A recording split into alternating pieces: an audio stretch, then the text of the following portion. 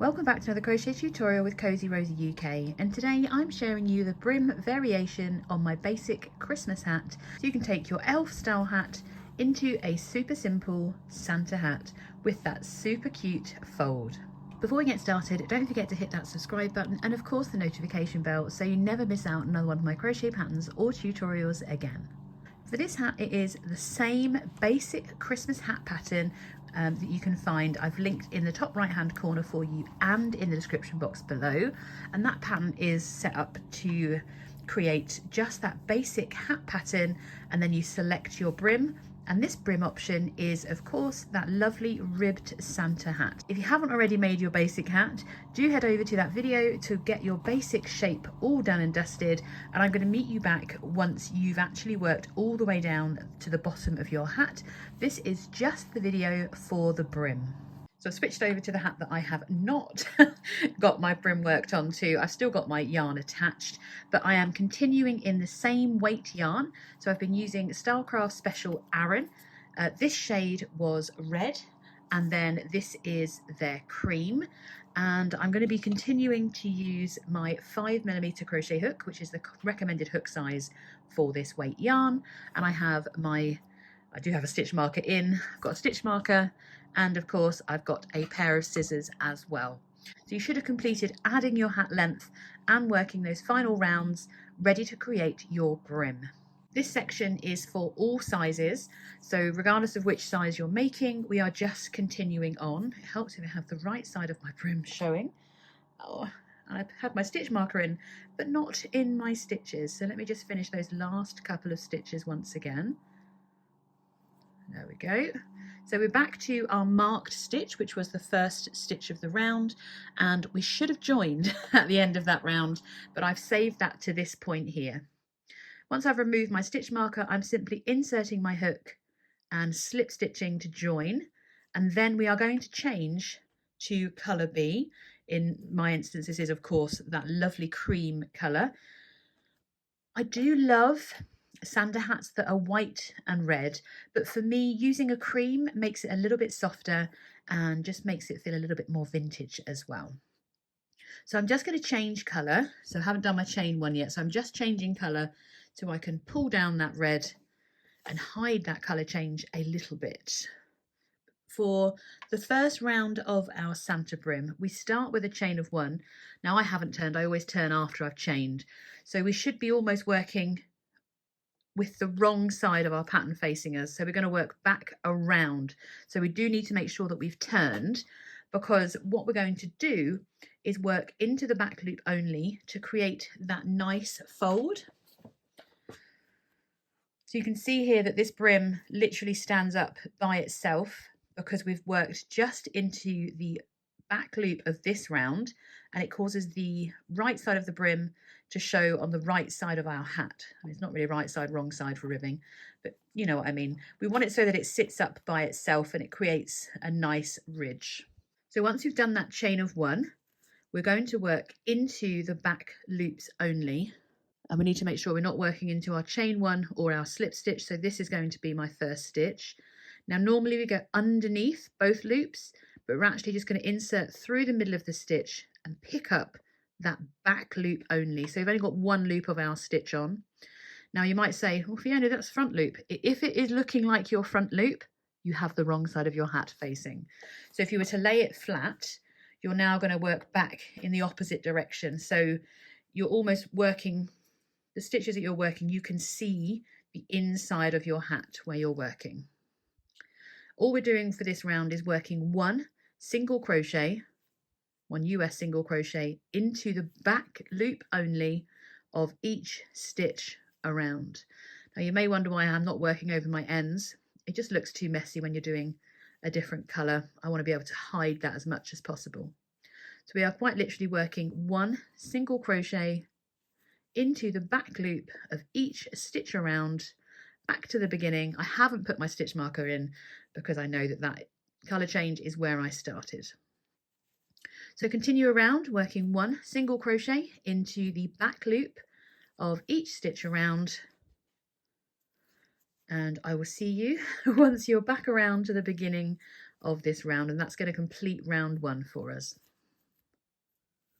So once you've worked all the way around, you should find that it almost starts folding on itself, which is exactly what you want it to do. So this is the right side of my hat, and now the brim is automatically starting to fold up in that right direction. So at the end of round 1, you should have the following stitch counts. So a preemie will have 39 single crochets, a newborn will have 45, your baby sized hats will have 51 stitches, toddlers will have 54, the child size will have 60, 66 for the teen/small adult size, 69 single crochets for your medium adult, and 75 for your large adult. It's not overly important as to how many stitches you have at this point because we're not working a different stitch pattern. We're now going to go into ribbing, but at the end of row 1 we are first going to slip stitch to that first stitch that we made to join our round. After saying we're not going to join any, we've just joined the last 2. And now we are ready to start our ribbing. So our ribbing is worked sideways. We're going to make a chain up, work back into that chain and slip stitch to the hat to attach it basically as we go around. We're now working in rows. So we're all going to make a different length of chain because obviously we don't want the brim to come up too high on those smaller sizes. So for the preemie size, you're going to do a chain of 5. For the newborn, you're going to make a chain of 6. Baby sizes are going to make a chain of 7. Toddlers are going to make a chain of 8. Child is going to make a chain of 9. And then small, medium and large adult are all going to do a chain of 11. So you're going to just yarn over and pull through to start your chain and make as many chains as you need for your size.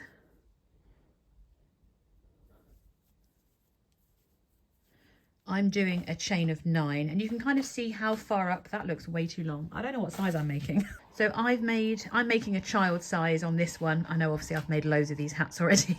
I've probably seen all different sizes. This is now a child. So I've done my chain of 9.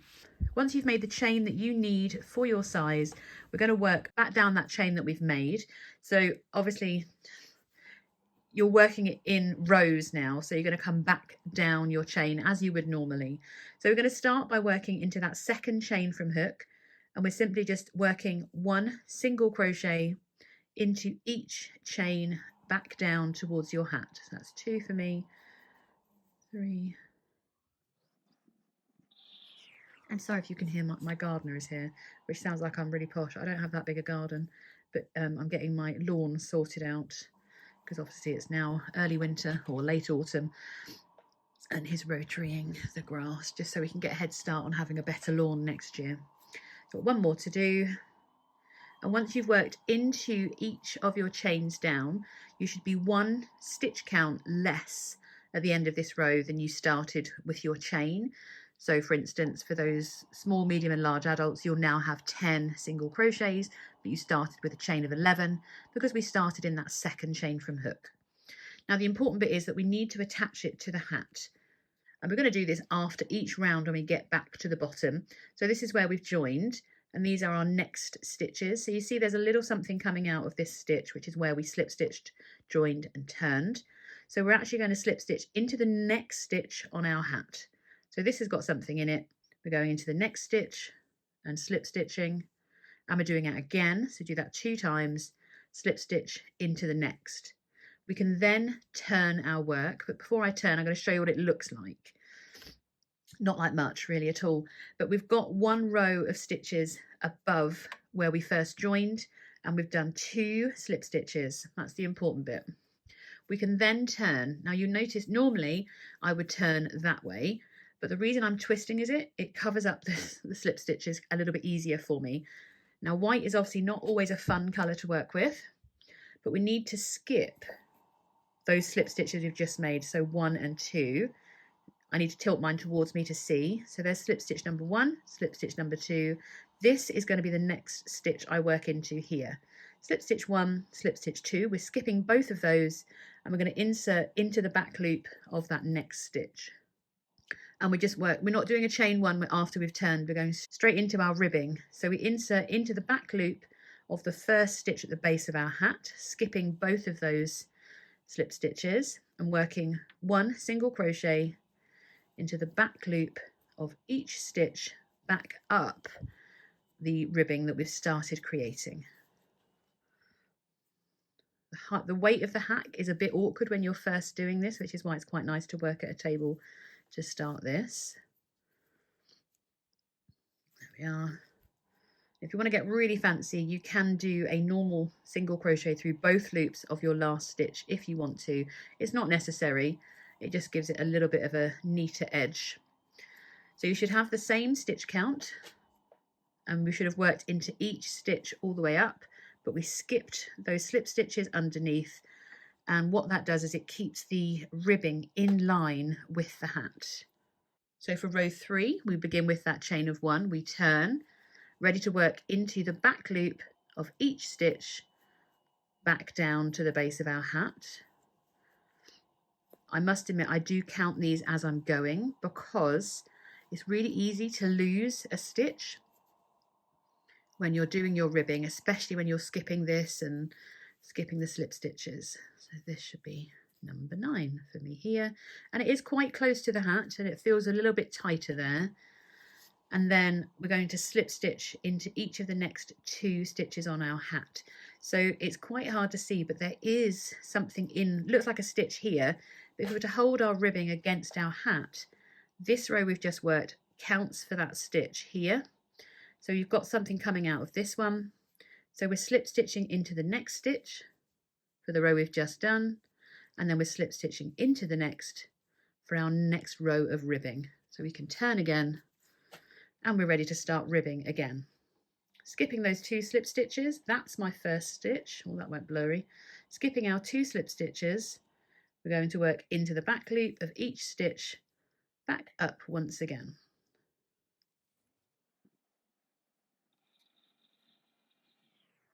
If you want, you can, as always, go into those 2 loops at the top if you want to. And that is basically it. We're going to work this the whole way around our hat, working our ribbing and then slip stitching into each of the next 2 stitches on our hat before turning and carrying back up and down again, all the way around your hat until you get to your last couple of stitches, because then we're going to seam these 2 together to complete our hat and our brim. So continue working your ribbing all the way around your hat. We're just working into those back loops only. Make sure you're maintaining your stitch count. We don't want to go a bit wavy and go a little bit shorter on our ribbing anywhere. We want them to all be the same length. And I will meet you back once you have completed all of those rows of ribbing. Not the quickest thing to do, but it does give a beautiful effect on your hat, definitely. Now, I'm not going to lie, I am halfway through doing some ribbing on the adult size. I'm just about to join, so I'm going to leave this one here and pick up the other hat. So keep working your ribbing, and I'm going to cheat and grab my other hat. I do feel like I've just had my own little Blue Peter moment. So it is going to look like it's far apart. Remember, your ribbing will stretch, but doesn't it look so cute? So to finish off our ribbing, we need to join these 2 edges together. I have slip stitched into those last few stitches, and there are a couple of ways that you can join your slip stitching together, and it does depend at which end of your hat that you finish. So the easiest way I would normally do is slip stitch these together, but it is going to give you a seam, and for most of us we're going to end up on the wrong side of our hat. You can flip it out so that you've got the inside of your brim showing and slip stitch all the way down, but I'm actually going to sew these together, so it's going to be a much neater seam by sewing. So I'm just going to bring up a loop so I can fasten off my yarn. I've left quite a bit of yarn and I've done a little chain 1 to fasten off, and I'm just going to pull that tail through. Oh, she says, and then I'm ready to sew these 2 together. So I have my darning needle, nice big eye to make it easier to get my yarn through, and I'm just going to thread the tail yarn onto my needle without splitting it too much. And then with my brim, I'm going to flip it inside out and hold the 2 open ends of my ribbing together and simply work through each stitch around making sure that those first ones are perfectly lined up. I made that look really awkward. And I'm simply going to do a whip stitch. So I'm going to work through one stitch on this side, the other stitch on the other, and whip stitch all the way down my ribbing.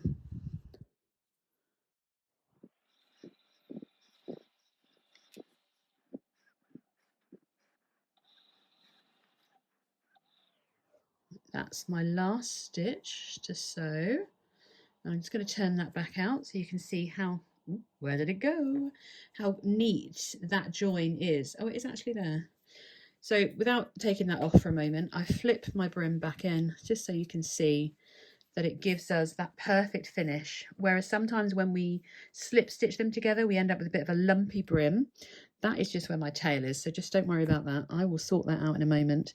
So all that's left to do, pretend it's all finished and woven in, is to add a cute little pom-pom on top. I have got a very helpful tips and tricks video available on my shorts on YouTube so that you can see how I make my pom-poms and how I make them so nice. I did have one. Oh, let me grab it for you. And I do my pom-pom in the same colour as my brim, and it's just going to be attached. So the only ends that are left inside of my hat so far is that centre one there, so that I can insert my pom-pom ends through the top and tie my pom-pom tightly to the top of my hat. Thank you so much for joining me for this tutorial. I will see you in the next video.